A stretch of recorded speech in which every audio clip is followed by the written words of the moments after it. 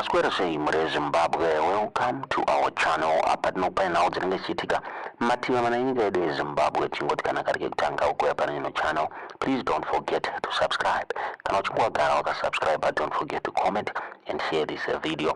Tine nawo yatakuingirai nawo yabudiswa na Tendai Biti vachitaura vachiti the end of Mnangagwa is near.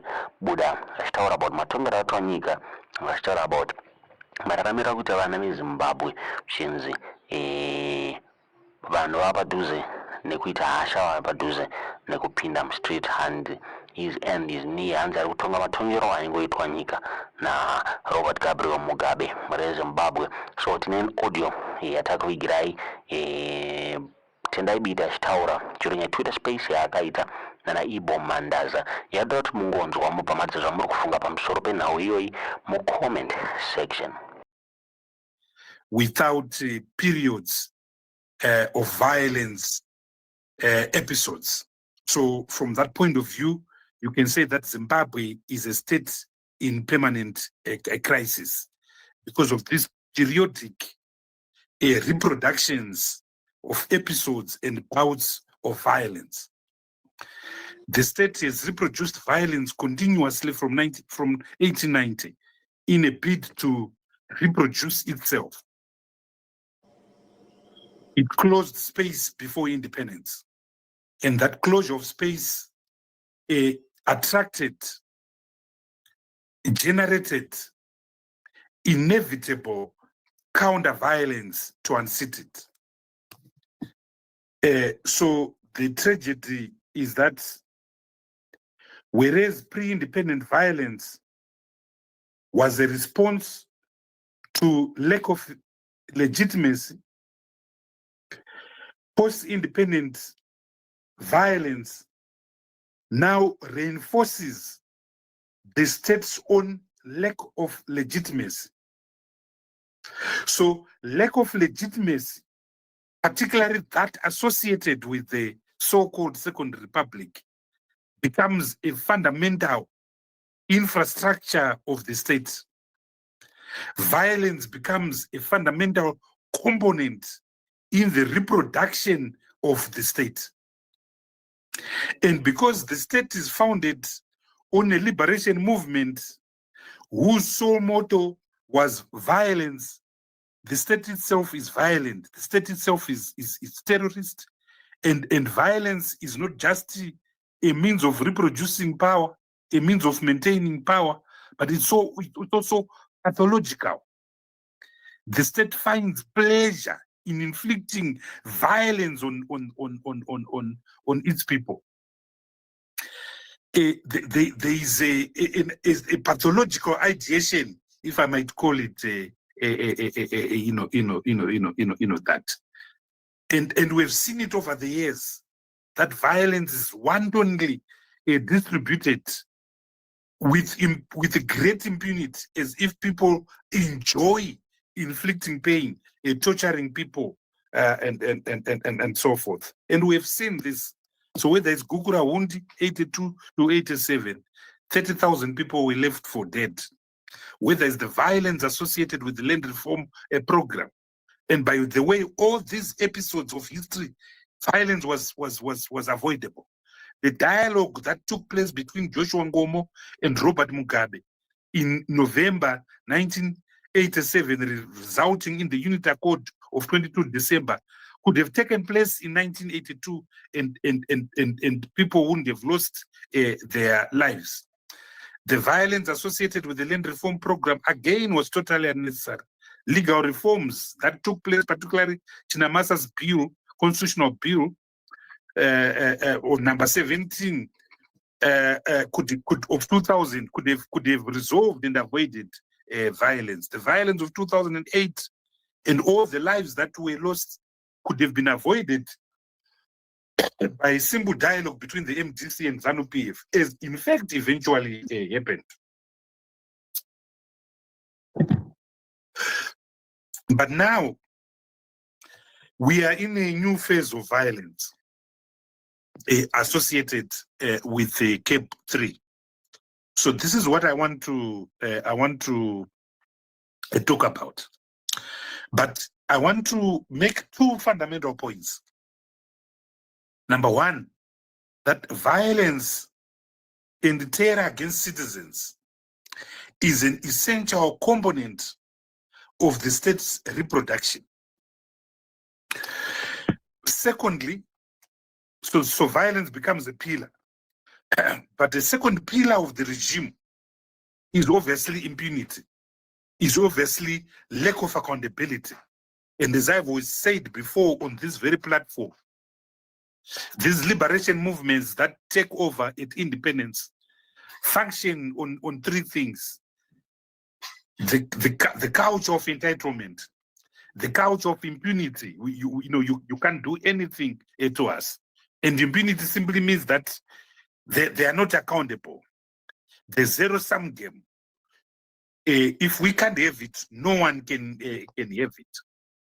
But a major component, particularly of the Second Republic, is corruption, is aggrandizement, is how the state is an arena of personal accumulation. In the Second Republic, corruption is the holy grail of this regime. State capture has been redefined and refocused and reproduced by this cabal. The state is now owned by syndicates, by cartels, some of whom are very fat, the Kudakwashetagwireis of this world. And the capture of the state is so entrenched, so entrenched. And you cannot look at Cable 3 without understanding that Cable 3 is owned and sponsored by the cartels and syndicates that own the state. The whole idea, for instance, of introducing clause 4 of that bill, of removing and amending section 91 of the constitution so that the president is now elected by parliament, is to guarantee that in future, someone who is so unelectable, someone who is so unpopular, can become president through the vehicle of a parliament of 280 people that can be bought. The whole idea of lengthening the term of office and changing the electoral cycle to 7 years has nothing to do with the genuine ZANU-PF, the original ZANU-PF, the liberation struggle. So both the concept of parliament choosing a president and the concept of 7 years have nothing to do with ZANU-PF. But cartels now, who can't win an election, and want to loot for as long as possible. And if you strip the discussion and the dialogue of all niceties, you'll find the end of Tagwireite, the end of Tungwarara there, and other syndicates and cartels there. If you look at the fuel crisis that we are facing, Zimbabwe had more than 3 million cubic liters in reserve. So the fuel increase of over 60% were totally unnecessary. But because cartels are in charge, they increase fuels. Other countries have removed levies, and Zimbabwe has got piles and piles of levies on their fuel, including carbon tax, including a petrol-ted levy. Other countries, including Zambia, have suspended those levies for 3 months. That could have happened if the government was not owned by cartels. You have seen recently the digitization of title deeds. Cartels are in charge of that. The law firms that are going to do that work, they are owned and controlled by cartels. So everything in Zimbabwe has to be viewed from the viewpoint of power retention and from the viewpoint of the bottom line. Any action taken by the government can only be understood rationally if one understands that cartels and syndicates are in charge, and that Zimbabwe is nothing but a vassal of these mafia and bandits in suits. So CAB 3 is the ultimate synthesization of power, of grabbing power. That's why it is a coup against the people of Zimbabwe. And so we saw what happened, and it's important to describe what happened. This violence didn't start on the 30th and 31st of March 2026. We saw the violence on the 28th of October 2025. As a mayor attempted a press conference at Sapes, resulted in Sapes being bombed, resulted in the home of Gilbert Mbwente being bombed. Same modus operandi. And I saw the Sapes bombing. I saw Gilbert Mbwente's bombing. It is the same fingerprint that I saw when I drove to Sanyati to go and bury Blessed Geza. His home had been destroyed. Same pattern. The same people who bombed Sapes Trust, Gilbert Mbwente, are the same people who destroyed Blessed Geza's home. Same modus operandi. And I guess same instruments, violence. What we saw with the CAB consultations was a systematic, well orchestrated agenda of closure of political space. People were buzzed. In Epworth, for instance, people were called at some venue. They were asked to go into buses. They were given chicken in. You get your chicken in, and you get into buses. So poverty has been weaponized. Poverty has been instrumentalized.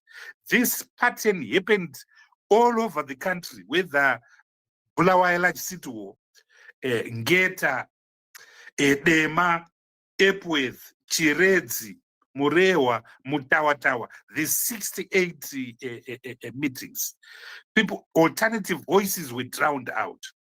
The few people who dared to speak out, in many of these centers, they were physically beaten there immediately after giving evidence. This happened in Kwekwe. This happened in Ngezi, Mondoro. This happened in Chiredzi, where Gilbert Mtebuke was literally cut his femur, his legs, and right now he's fighting for his life. I spoke to his wife a few days ago. She's traumatized. The young lady is traumatized by the violence she saw being unleashed on her husband. In Murewa, there were people who came from 15 village who were prepared to go and speak.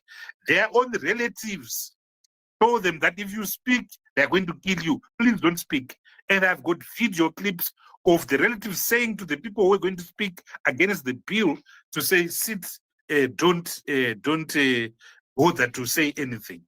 In Mutare, Superman Dwanza was at Old Mutare, was at Sakuva, personally ensuring that anyone who was going to speak against this bill could not speak. So the likes of David Kimini, the likes of Trevor Sarawaka could not speak.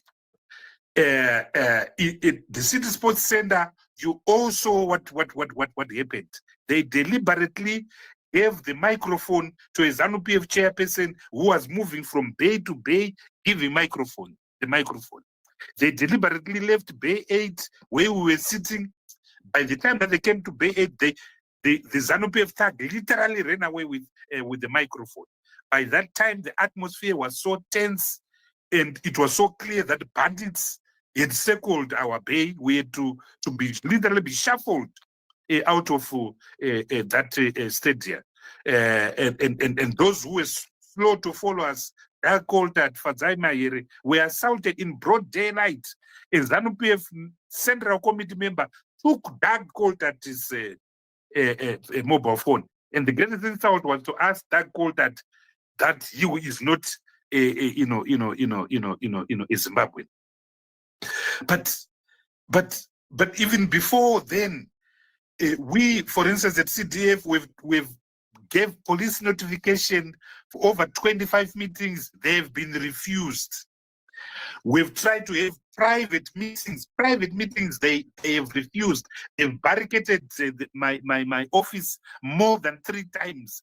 Heavy vehicles as if I'm Osama bin Laden. On the 21st of March, I was in Mutare having a private meeting at a private residence, at a private house. We had just finished the closing prayer. They burst in and arrested us. Yet the provisions of MOPO are clear. They don't apply to those meetings. We tried to launch the CDF. They came at our offices, beat up people, including women. We ended up doing it in a little office, somewhere. They followed us. It was, we played hide and seek with them. It's just unbelievable. I've never seen such high-handedness, even during the time of Robert Mugabe. And what you are seeing